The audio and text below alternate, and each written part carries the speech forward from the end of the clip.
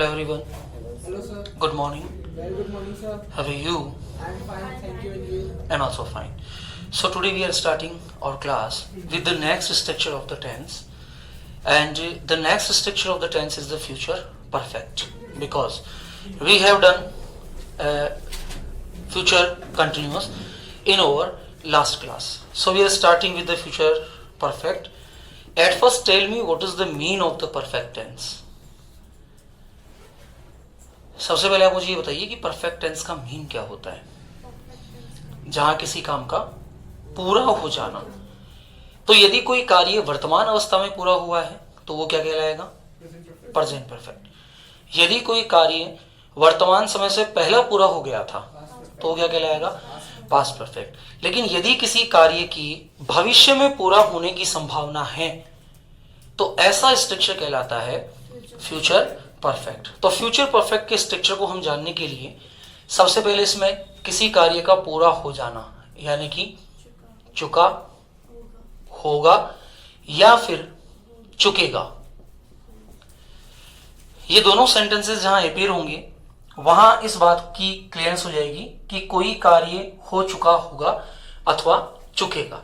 अब दोनों ही स्थितियों के अंदर हमारा स्ट्रक्चर जो है चुका शब्द के साथ काम करता है हैज और हैव, लेकिन फ्यूचर के अंदर हैज का कोई स्थान नहीं होता है. इसलिए फ्यूचर टेंस के अंदर हम डायरेक्टली यूज करते हैं हैव. क्या यूज करते हैं? चाहे शाल हो चाहे फिर विल हो. शैल अगर होगा तो वाक्य क्या हो जाएगा? Shall have. और विल अगर होगा तो वाक्य क्या हो जाएगा? Will have. तो हमारा स्ट्रक्चर क्या बन जाएगा? Subject plus shall have oblique will have plus MV third plus object. यानी कि यहां हमारा पूरा स्ट्रक्चर हो जाएगा subject plus shall have oblique will have plus MV third plus object. अब इसके वाक्य किस प्रकार आ सकते हैं और किस प्रकार इनको बनाया जा सकता है. जैसे हम क्रिकेट खेल चुकेंगे ऑब्लिक खेल चुके होंगे. इंटेंशन कौन सा आ रहा है इसके अंदर? फ्यूचर का. तो ऐसा सेंटेंस जिसके अंदर फ्यूचर का स्ट्रक्चर हमें दिखाई दे रहा हो, ऐसे स्ट्रक्चर को क्लियर करने के लिए हम शाल और विल का यूज करते हैं. अगर आ ए ई की मात्रा डायरेक्टली आ जाती है तो वहां future simple.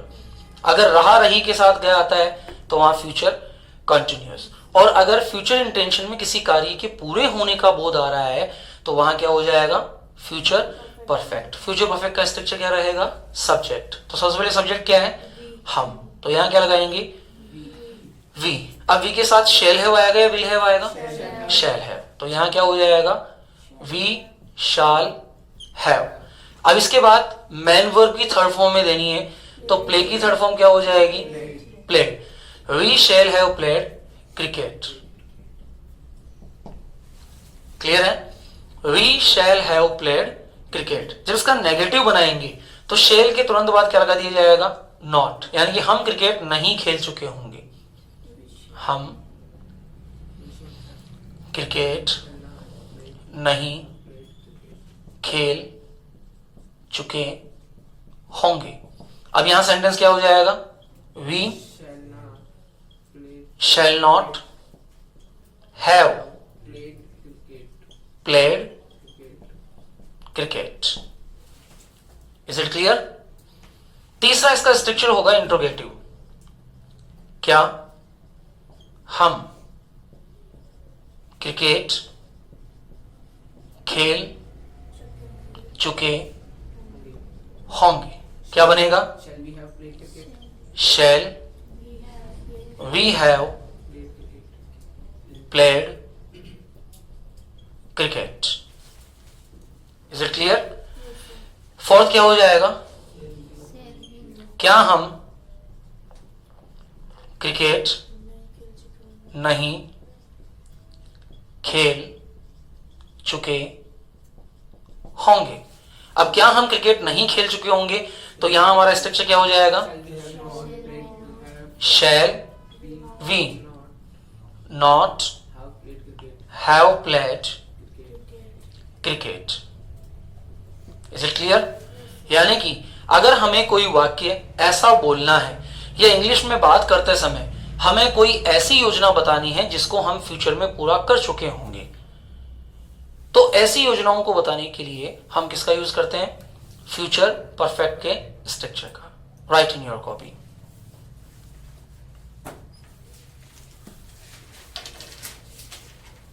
Structure 11.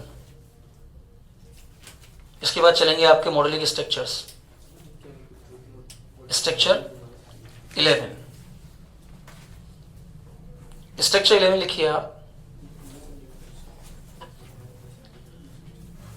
If any work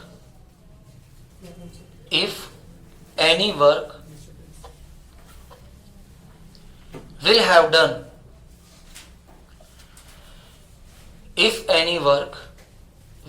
done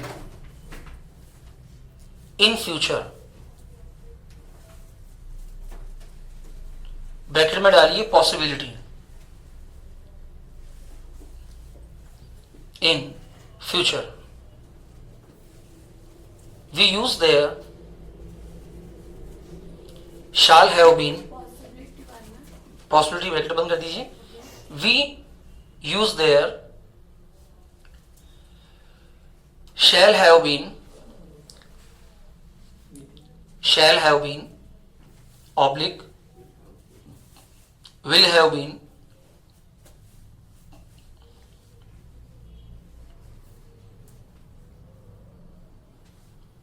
to make the sentence, to make the sentence. So being, but आपने यहाँ तो being किया था. हाँ sir. Where is the being? So shall have been बोल रहे हो, will have been. We use shall have oblique will have. So but आपने Been being में बोल Been कट कीजिए. Have done it? दिया. Yes, sir. Okay. Write the structure. अच्छा मैं 12 वाले स्ट्रक्चर में चला गया. Subject plus shall have oblique will have plus MV third plus object. Subject plus shall have oblique will have plus MV third plus object. Write the example. 10 examples जो prepare करने हैं. सबसे पहले आपको नंबर 1, मैं एक कार खरीद चुकूंगा या खरीद चुका होगा.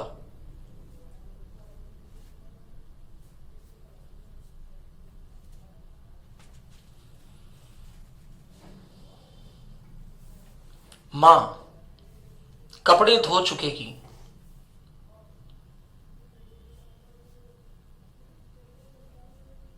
मां कपड़े धो चुकेगी. नंबर 3, हम स्कूल पहुंच चुके होंगे.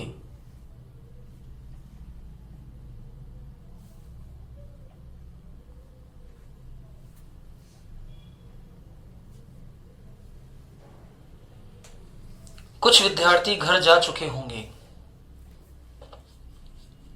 कुछ विद्यार्थी घर जा चुके होंगे.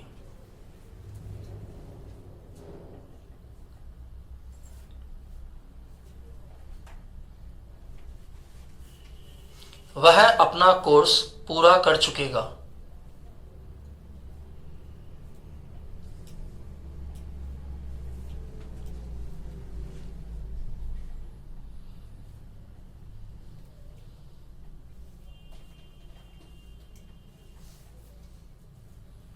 वे हमारे घर आ चुके होंगे. वे हमारे घर आ चुके होंगे.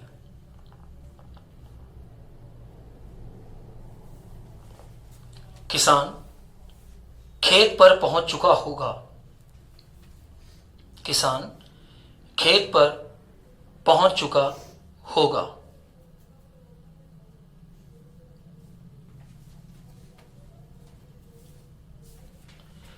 ट्रेन रेलवे स्टेशन पर आ चुकी होगी. इंटेंशन फ्यूचर का रखना तो फ्यूचर का बनेगा, अगर पास्ट इंटेंशन रखेंगे तो पास्ट का बनेगा। ठीक है, ट्रेन रेलवे स्टेशन पर आ चुकेगी या आ चुकी होगी।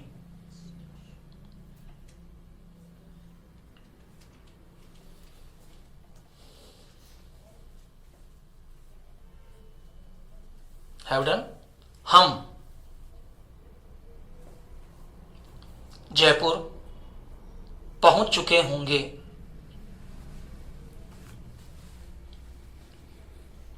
हम जयपुर पहुंच चुके होंगे। नेक्स्ट 10 होते बता दीजिएगा। वह अपना पाठ याद कर चुकेगा। वह अपना पाठ याद कर चुकेगा।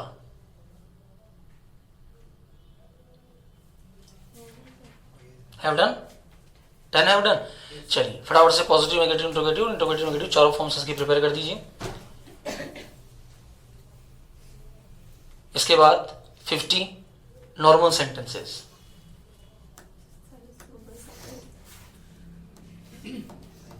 सोचो जिन्होंने क्लास अटेंड नहीं की वो कितना नुकसान में रहेंगे। दूसरी क्लास से आया हूँ। क्या हो गया, बहुत शादी में घूम लियो। सर मैं तो दूसरी क्लास से नेक्स्ट ट्यूशन से आया हूँ, डैडी आ गया था।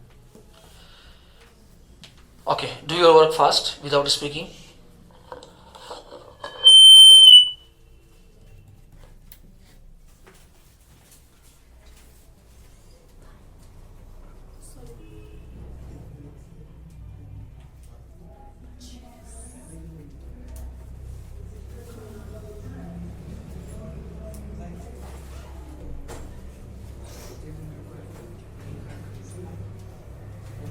एक कार खरीद चुका हूँ।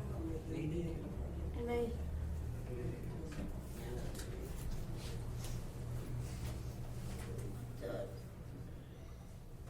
और भी हम थोड़ा sweater school dress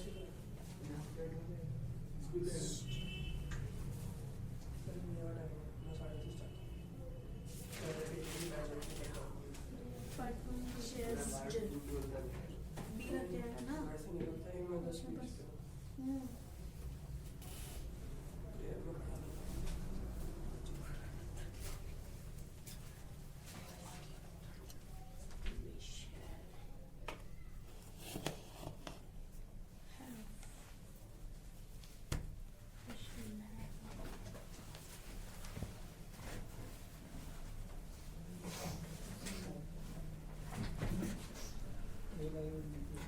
If there is any problem you can ask. किसी भी सेंटेंस में कोई दिक्कत आ रही हो, कोई वर्ड हो तो आप पूछ सकते हैं।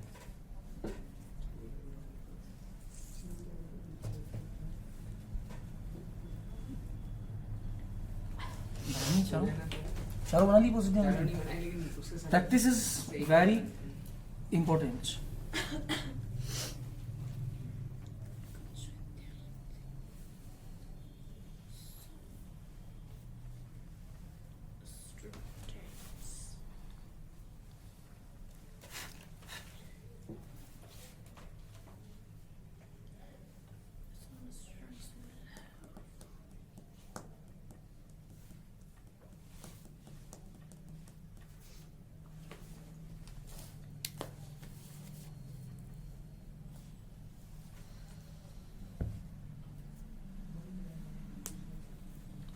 कोशिश कीजिए सभी सेंटेंसेस इजी गोइंग प्रिपेयर हो जाए।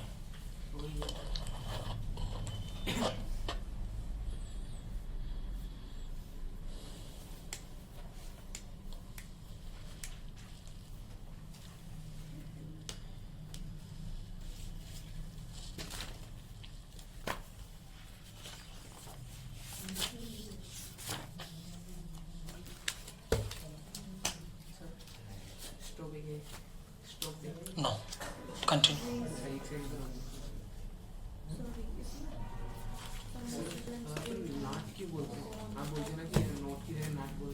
Pronunciation skills हैं only. Both are equal. It is only the pronunciation skill type. तो लेकिन अपन जब नाट बोलते हैं लिखने में भी नाट ही आ जाता है एनओ की जगह एंटर लग जाता है और पी लग जाता है एनएपी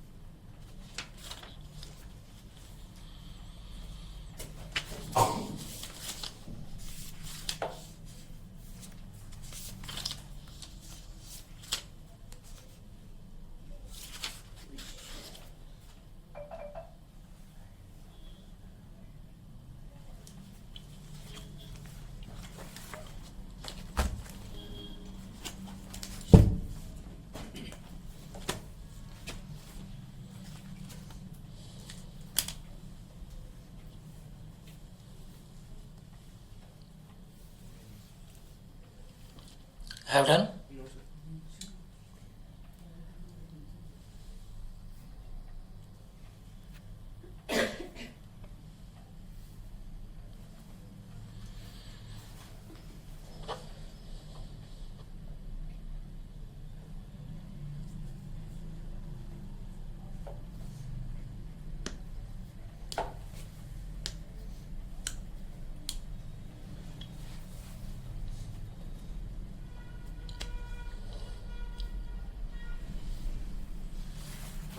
आज से इवनिंग लाइव क्लास का टाइम 4:30 कर दिया गया है 4:30 अब लाइव भी चल लाइव। दोनों ये तो मॉर्निंग है वो हाँ चलेगी इवनिंग क्लास के अंदर एक्स्ट्रा वर्क होगा सारा। सर यहाँ आ सकते हैं क्या यहाँ आ सकते हैं क्या सर आप नहीं live only live join. Sir क्योंकि लाइव में वहाँ गया यहाँ आ जाऊँगा फिर मेरा एडमिनिस्ट्रेशन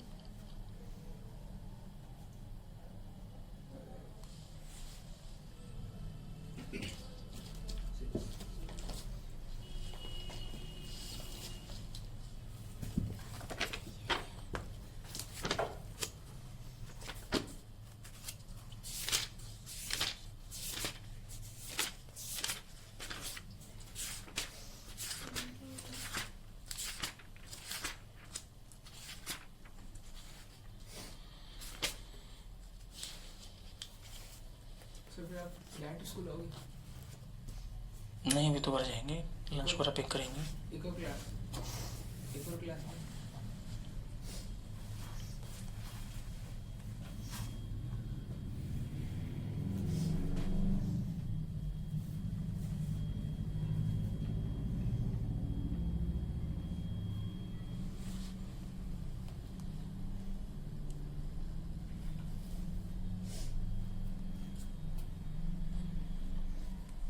चलिए इसको एट होम कर लीजिएगा।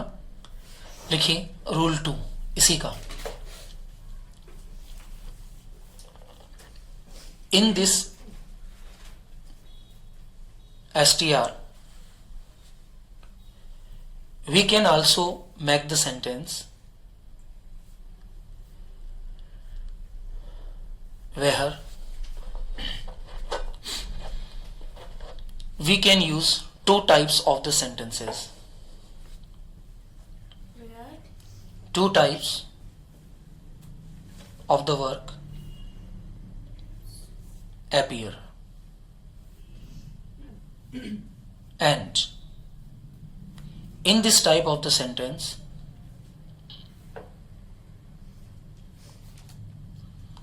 the first work will have done. First work will have done before the second work. First work Will have done before the second work. Like, तुम्हारे आने से पहले वह अपना पाठ याद कर चुकेगा. तुम्हारे आने से पहले वह अपना पाठ याद कर चुकेगा.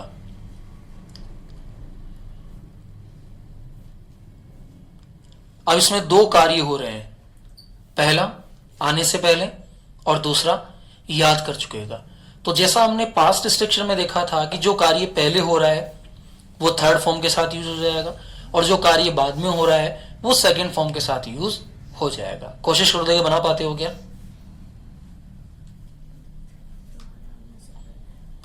He will have learnt the lesson. His lesson. लिखिए. He will have learnt, Learnt, learnt his lesson. ये तो हो गया अपना स्ट्रक्चर का. अब इसमें क्या ऐड हो जाएगा? बिफोर. तुम्हारे आने से पहले यू कम. अब यहां फ्यूचर इंटेंशन है तो फर्स्ट फॉर्म ऐड हो जाएगी. वहां पास्ट इंटेंशन था तो वहां सेकंड फॉर्म ऐड हो जाती थी. समझ आया? एक और बनाओ, कम से कम 10 वाक्य बनाओगे तब जाके ये आपके कंप्लीटली समझ आएगा. दूसरा वाक्य लिखिए. 7 बजने से पहले हम खाना खा चुके होंगे.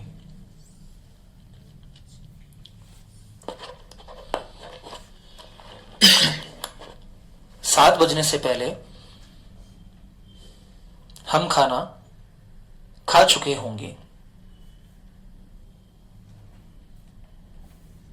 We have eaten food before 7 o'clock. We shall have taken our food before it is 7. अब इसकी अगली क्लास चलेगी हमारी इट वाली.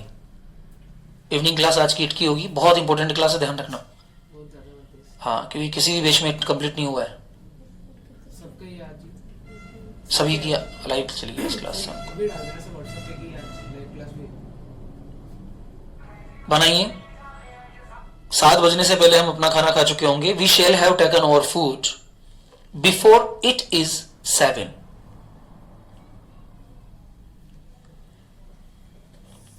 नेक्स्ट लिखिए. सूरज छिपने से पहले वे मैच खेल चुके होंगे. सूरज छिपने से पहले वे मैच खेल चुके होंगे. अब सूरज छिपने से पहले मतलब बिफोर सनसेट्स. ऐसी इसका विशेष ध्यान रखना. इसमें प्रेजेंट फॉर्म में हमेशा ऐसी इसका बहुत ध्यान रखा जाता है. before sunset. Sets. They will have played the match before the sun sets. क्योंकि पहला प्रेजेंट का आएगा ना, सनसेट्स. सेकंड वाला सेंटेंस प्रेजेंट का आएगा. तो प्रेजेंट में वर्ब की फर्स्ट फॉर्म के साथ क्या लगता है? एस अथवा ईएस. तो सिंगुलर सब्जेक्ट है ना, तो ऐसे एस लगना है. They will have played the match before the sunsets. Sun तो एक वचन है ना. नेक्स्ट और लिखो. अब थोड़ा समझ में आने लगा है. आगे लिखो सेंटेंस. आपके आने से पहले मैं अपनी पुस्तक पढ़ चुकूंगा. आपके आने से पहले मैं अपनी पुस्तक पढ़ चुकूंगा.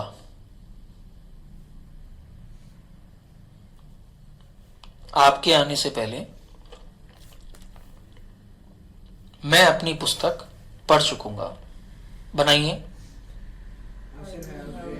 I shall have read my book before you come. Very good. अब समझ आ रहा है. सपना क्लियर हो रहा है बेटा? Okay. I shall have read my book before you come. अब यदि इसी का नेगेटिव सेंटेंस बनाना है तो शुरू वाला सेंटेंस नेगेटिव होगा और बाद वाला हमेशा पॉजिटिव बनेगा। लिखिए,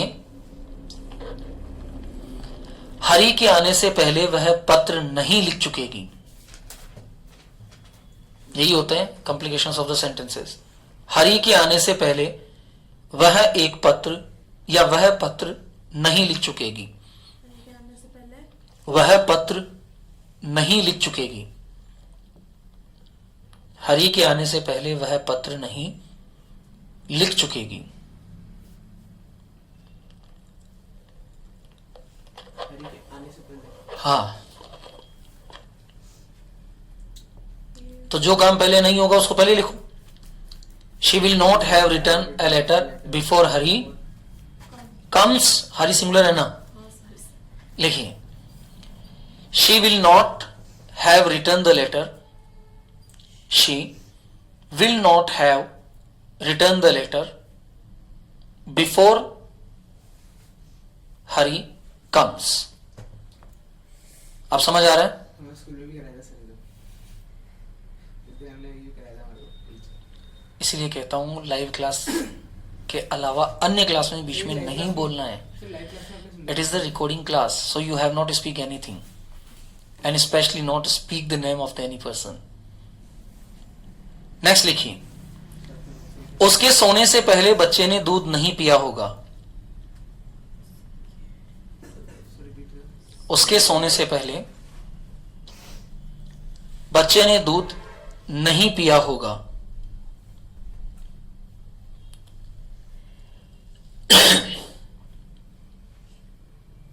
उसके सोने से पहले बच्चे ने दूध नहीं पिया होगा। अब बच्चे ने दूध नहीं पिया होगा, इसको पहले बनाओ। The child will not have drink milk. फिर taken में drink milk. The child will not have, अब ड्रिंक का थर्ड फॉर्म क्या लगाएंगे? ड्रंक, क्योंकि थर्ड फॉर्म लगेगी ना, तो ड्रंक DRUN के मिल्क। उसके सोने से पहले, before he स्लीप्स, before he स्लीप्स। Have done?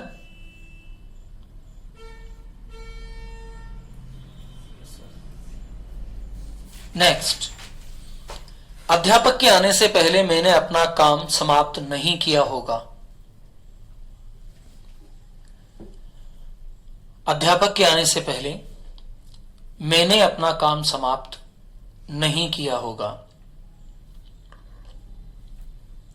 अध्यापक के आने से पहले मैंने अपना काम समाप्त नहीं किया I shall not have होगा। my work before teacher camp.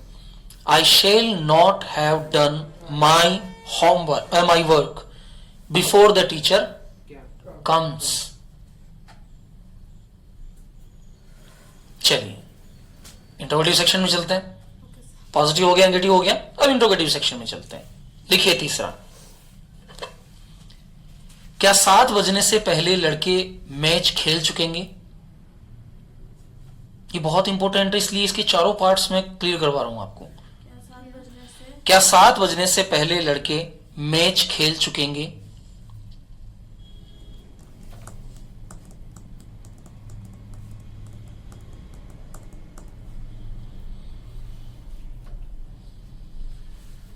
boys will have played will the boys, interrogative है ना, sir Will the boys will the boys have played the match before before it is 7। Time के पहले, day के पहले it का use किया जाता है, it is because it is. बाद में तो प्रेजेंट ही चलेगा ना। before 7 o'clock? No, before it is 7। Before? Future के बाद जब कोई दूसरा काम होता है तो वो प्रेजेंट चलता है। पास्ट, क्योंकि प्रेजेंट और पास्ट दोनों अलग अलग हैं, लेकिन प्रेजेंट और फ्यूचर लगभग दोनों एक जैसे हैं। प्रेजेंट में भी वर्ब की फर्स्ट फॉर्म यूज ली जाती है और फ्यूचर के अंदर भी हम लोग वर्ब की फर्स्ट फॉर्म यूज करते हैं। बनाइए, अभी 2-3 वाक्य बनते बनते हैं। अगर ऐसे बिफोर 7 o'clock लिख दे तो वो गलत हो जाएगा क्या? हाँ, स्पोकन में गलत हो जाएगा। मतलब स्पोकन के अंदर अपन को it is 7 बोलना पड़ेगा। इट इज 7 बोलना लिखने पड़ेगा। के अंदर 7 o'clock before। जैसे मैंने कहा आज छुट्टी है, तो या तो मैं बोलूं टुडे हॉलीडे, तो गलत हो जाएगा, मुझे बोलना पड़ेगा it is holiday today, It is holiday today. यही सही होगा ना। तो it is before it is 7, इससे पहले की 7 बज जाए, ये शुद्ध वाक्य होता है। और सर ऐसा बोला था today is holiday. Today is holiday, तो ये वाक्य अपभ्रंश हो गया ना, गलत हो गया ना वाक्य। टुडे इज हॉलीडे, हो सकता है पूछने वाले हो सर टुडे इज हॉलीडे, क्या आज छुट्टी है? सो ये क्वेश्चन में ये क्वेश्चन में हो गया, क्योंकि इसका भाव हो जाता है इज इट हॉलीडे टुडे, इसका पूरा क्या होगा? Is it holiday today. जब इसको पूरा बोलेंगे इट इज हॉलीडे टुडे, तो इसका मतलब आज की छुट्टी है। राइट। सर इट इज है या इज इट है? इज इट जब होगा तो वो इंट्रोगेटिव सेक्शन होगा, ओके और जब इट इज होगा तो वो पॉजिटिव सेंटेंस होगा। तब is it जैसे मैंने कहा it is a speaker, yes it is a speaker, लेकिन अगर मैंने कह दिया इज इट ए स्पीकर, तो अब मैं तुमसे पूछ रहा हूं कि क्या ये स्पीकर है? जब पूछने का भाव होगा किसी भी चीज में, तो helping verb at first appear हो जाती है, और जब बताने का भाव होता है तो सब्जेक्ट पहले अपीयर हो जाता है। इस पहले अगर तो क्वेश्चन पूछना होगा हाँ, हेल्पिंग वर्ब कुछ भी हो, चाहे is, am, are, was, were, do, does, did, has, have, had, can, could, shall, should, will, would, may, might, must, use, need, ought, dare, कोई भी हेल्पिंग वर्ब हो, अगर वो किसी सेंटेंस के पहले आ जाती है तो इसका सीधा सा मतलब है कि आप क्वेश्चन पूछ रहे हैं। जैसे मैंने कहा यू आर फ्री, तुम बिल्कुल स्वतंत्र हो, लेकिन मैंने आर को पहले बोल दिया, आर यू फ्री, अब इसका मतलब क्या हो जाएगा? क्या तुम स्वतंत्र हो, क्या तुम फ्री हो, क्या तुम्हारे पास टाइम है? मैंने कहा आई हैव टाइम, मेरे पास समय है, लेकिन मैंने कह दिया हैव आई टाइम, क्या मेरे पास समय है? तो किसी भी हेल्पिंग वर्ब को जब फर्स्ट अपीयर कर देते हैं तो वो क्या हो जाता है? क्वेश्चन मार्क हो जाता है। लिखिए अगला, क्या गाड़ी आने से पहले हम टिकट ले चुके? इंट्रोगेटिव सेक्शन है ना। क्या गाड़ी आने से पहले हम टिकट ले चुकेंगे?